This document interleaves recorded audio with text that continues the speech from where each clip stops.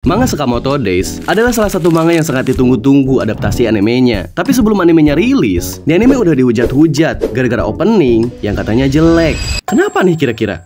Sehari sebelum perilisan anime Sakamoto Days, Netflix mengunggah video opening animenya terlebih dahulu. Tapi, para pembaca manganya nggak terlalu seneng pas ngeliat openingnya. Dan ini bukan gara-gara pemilihan lagunya yang nggak cocok. Kasusnya beda sama anime Frieren yang dihujat gara-gara pakai lagu yang terlalu energetik buat anime yang sesantai ini gitu. Yang dikeluhin di sini itu animasinya.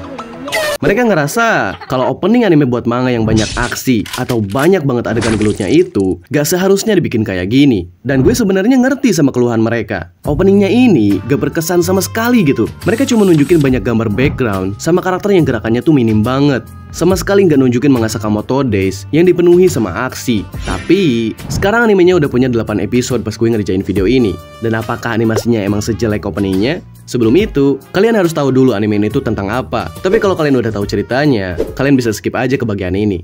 Nyeritain tentang Sakamoto Taro, seorang pembunuh bayaran legendaris yang di suatu hari tiba-tiba menghilang dari organisasinya. Ternyata dia ngilang gara-gara jatuh cinta sama cewek yang mirip Kobeni yang jadi kasir di Indomaret. Dan mereka pun nikah sampai akhirnya punya anak satu. Di organisasinya ini, siapapun yang tiba-tiba menghilang tanpa alasan itu bakalan dihukum mati.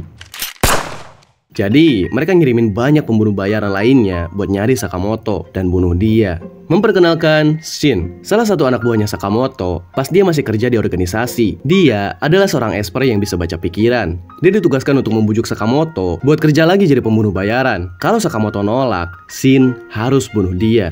Karena itu adalah peraturan organisasinya. Dan bener aja, Sakamoto menolak bujukan itu karena gak dibolehin sama istrinya. Tapi tentunya alasan kenapa Sakamoto nolak itu bukan cuma gara-gara dia takut istri aja. Dia udah nemu kebahagiaan dia di sini dan gak mau diganggu lagi sama pekerjaan dia yang penuh darah itu. Walaupun Shin sangat menghormati Sakamoto, dia tetap aja harus menjalani tugasnya. Jadi dia pergi lagi buat ketemu Sakamoto dan pertempuran dimulai. Shin dengan mudahnya kalah oleh Sakamoto. Dan pas dia nyobain masakan istri Sakamoto, dia akhirnya paham kenapa Sakamoto berusaha keras buat mempertahankan kehidupannya yang sekarang. Lalu, dia meminta mohon kepada bosnya buat narik perintah pembunuhan Sakamoto, yang pastinya ditolak. Jadi mereka pada gelut lagi di sini. Untungnya Sakamoto datang buat ngebantuin Shin, dan sebagai gantinya, Shin disuruh kerja di tokonya Sakamoto.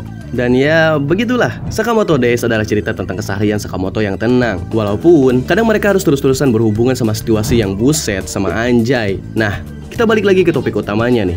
Anime ini punya masalah apa sih? Kenapa banyak banget orang-orang yang masih gak puas sama adaptasi anime ini? Biar kalian paham, bakalan gue bandingin adaptasi anime sama manganya. Sakamoto Days adalah salah satu manga yang punya fanbase yang gede banget saat ini. Sampai-sampai jadi posisi ketiga di antara best-selling manga di tahun 2025 setelah Jujutsu Kaisen sama Dandadan. Alasannya cukup simpel, cerita yang menarik sama artnya yang gila banget. Kita ambil contohnya di panel yang satu ini. Senjata ditodongin ke muka dia, dan senjata itu langsung dilucuti dengan singkat. Lalu dia pukul muka penembaknya. Satu panel yang simple banget, tapi terasa hidup. Kalau kalian butuh panel yang kelihatannya tuh keren, manga ini juga punya banyak panel yang kayak gitu. Kayak ini, atau ini, sama ini.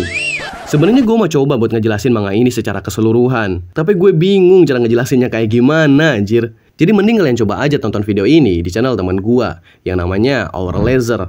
Dia nge-breakdown banyak banget hal yang ada di manga itu. Jadi, animasi di anime ini tuh sebenarnya gak seburuk itu. Salah satu contoh bagusnya ada di episode pertama, bagian pas Sakamoto ngeludahin permen dia ke arah pelurunya Shin. Walaupun masih ada banyak banget kekurangan animasi di anime ini kalau dibandingin sama manganya. Yang paling mengganggu gua itu mungkin dari bagian pewarnaan karakternya. Kalau kalian lihat anime Dandadan, mereka itu nggak ngasih warna yang berlebihan ke karakternya dan lebih milih buat ngasih warna basicnya aja gitu. Dan kebanyakan anime yang kayak gini itu biasanya punya animasi yang mulus banget karena mungkin lebih mudah buat animasi. Jadi mereka bisa lebih fokus ke gerakan karakternya daripada warna mereka. Dan itu mungkin jadi alasan kenapa banyak banget scene di anime ini yang kelihatannya tuh agak kaku gitu. Gue udah berkali-kali bilang kalau gue itu gak tahu apa-apa tentang animasi. Tapi sebagai penonton, gue seenggaknya tahu tentang hal simpel yang kayak gini. Ada juga masalah lainnya, kayak panel-panel ini. Ada banyak hal yang dirubah gara-gara banyak banget detail yang sulit buat diterapin di animenya. Dan mungkin yang paling sering dikomplain itu adalah desain bajunya Osaragi.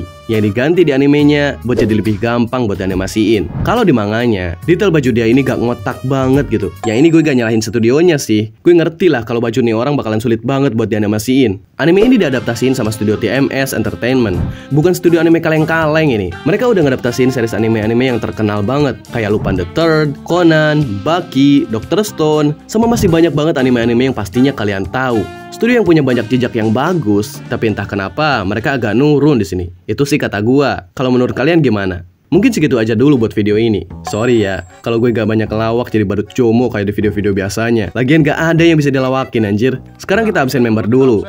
Zeta sama Zendal join member lagi buat bulan ini. Thank you buat kalian. Terus ada Exit sama Sunny Day yang bentar lagi abis waktu membernya anjir. Mungkin pas gue upload video ini, waktunya udah pada abis cok. Sorry lah kalau gue jarang upload pas kalian masih jadi member. Thank you udah nemenin channel ini. Dan sekarang gue mau ngomongin tentang video Boku no Pico gue yang kemarin. Gue bahas anime itu gara-gara gue di-donate di Saweria sama si Exit. Dan sekarang malah ada lagi orang kurang ajar yang nyuruh gue buat ngebahas anime Red of Healer. Si Aldi namanya. Aldi, bulan puasa ini Aldi. Yang bener aja kamu.